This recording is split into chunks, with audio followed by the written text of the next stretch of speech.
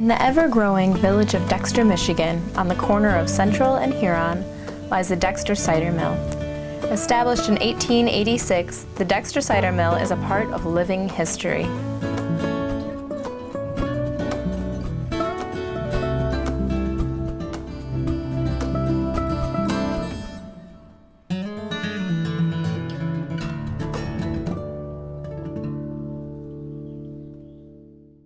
My name is Richard Koziski, and I bought the cider mill about 21 years ago, and I've since sold it to my daughter and her family.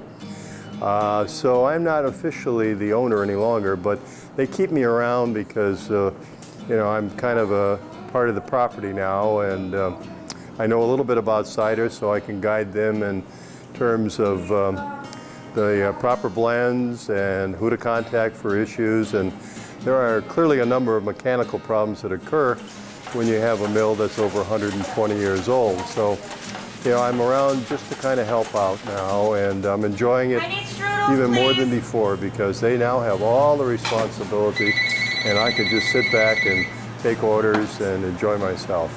Now, my daughter might have a reason to think otherwise on that last point, because sometimes I do interfere probably more than I should, but that comes with the territory when you're a father. I have that privilege. We bought it in 1986, and we bought it from a family that had owned it 90 years. So when you add the 20 years that I've owned it and the 90 years that the previous owner had it, it comes up to 110 years of the 120-year existence of the cider mill. So what I find unique about that, being the fact that there's only a couple of owners, is that hardly anything has changed. The operation is similar to what it was 120 years ago. Much of the building that was here 120 years ago is still up and operating. And incidentally, this is the oldest continuously operating cider mill in the state of Michigan, which is kind of a distinction that we enjoy. My daughter, now that will be the fourth owner, and her family will carry on the tradition, hopefully, to their children. The cider mill is home to the award-winning Dexter Cider Mill Apple Cookbook and 5 family-developed and locally milled packaged baking products: apple nut bread, walnut crumb topping, ginger snap cookies, applesauce fudge brownies, and apple cinnamon scones. We've never really had any kind of an unusual experience.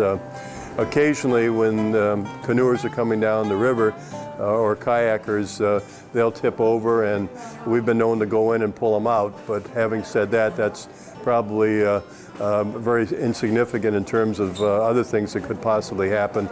But we've got some really, really wonderful publicity. There's a number of significantly published magazines within the state of Michigan that have identified this cider mill, along with one other cider mill, Franklin, Michigan, as being one of the top 101 things to do in the metropolitan Detroit area. So with that kind of publicity, I'm perfectly satisfied to sit back and enjoy the benefits of it, and hopefully never have any notoriety that would result in negative publicity.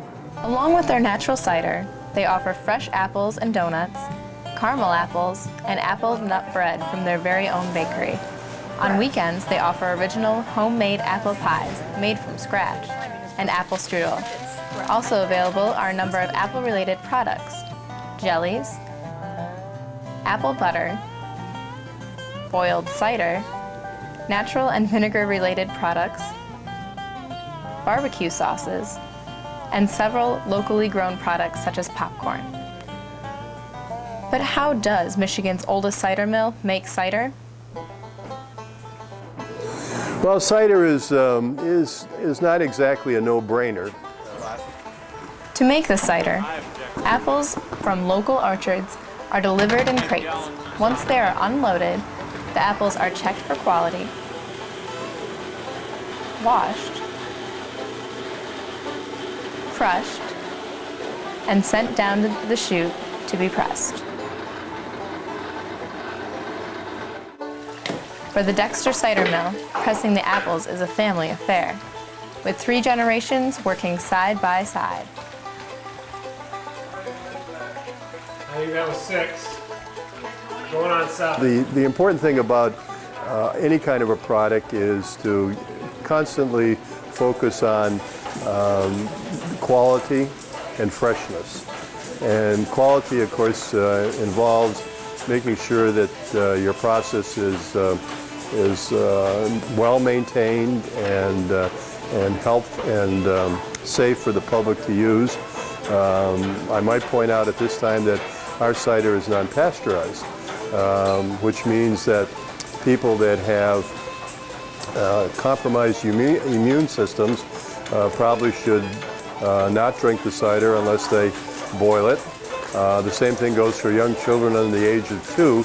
They probably have not have fully developed immune systems, and they shouldn't drink it as well unless they treated it by boiling it, which essentially pasteurizes the cider by killing any bacteria that might be in it. As far as actually making the cider, again, the most important thing is the freshness.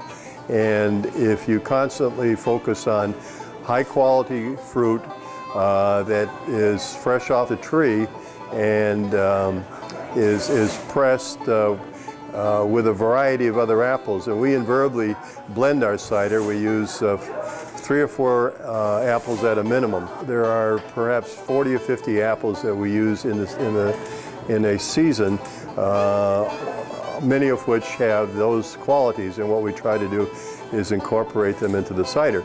And when we do that, what in effect we're creating is a totally unique taste. So when we blend our cider, we not only strive to accomplish that, but we also focus on the fact that in the early part of the season, apples are apt to be tart. So we have an early season cider, which tends to be dry and tart, but a lot of people like it.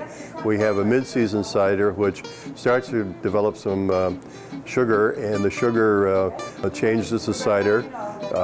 And then, of course, we get into late season cider, when we have a wide variety of apples that have lots of sugar and lots of color and lots of aroma. So in the late season cider is the third category of the cider. There is a bill currently in the state legislature. It's House Bill 4707. I testified a week ago to the Michigan State Agricultural Committee explaining the reasons why I thought that cider would be a good state beverage. The state currently does not have an official state beverage, so this fits in timing-wise conveniently. However, there are a number of other states that do have state beverages, none of which, of course, are cider. Massachusetts, interesting enough, has cranberry. Ohio has tomato. And I'll let you guess what Florida has.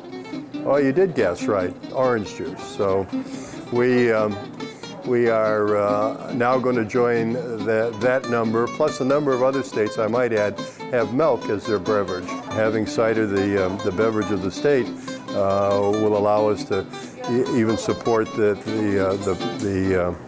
presence of heritage. As a matter of fact, we've coined a phrase, try apple cider and taste a piece of our heritage. The cider mill is open from late August to mid-November, Wednesday through Sunday, 9 to 5. Events are showcased throughout the season, so come visit this family-owned and run cider mill. There's no experience like it.